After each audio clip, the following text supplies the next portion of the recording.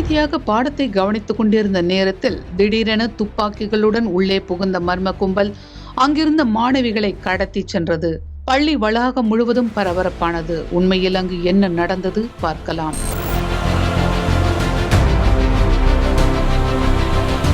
நைஜீரியாவில் ஒரு வாரத்திற்குள் நடந்த இரண்டாவது மிகப்பெரிய கடத்தல் சம்பவத்தில் 300க்கும் மேற்பட்ட மாணவர்களும் ஆசிரியர்களும் ஆயுதம் தாங்கிய கும்பலால் கடத்தப்பட்டுள்ளனர்.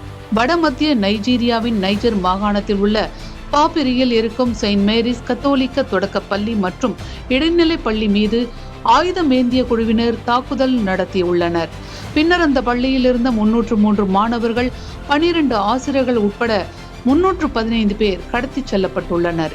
இதேபோல கடந்த திங்கட்கிழமை அண்டை மாகாணமான கெபியில் உள்ள மற்றொரு பள்ளியிலிருந்து 25 மாணவிகளை ஆயுதமேந்திய குழுவினர் துப்பாக்கி முனையில் கடத்தி சென்றனர்.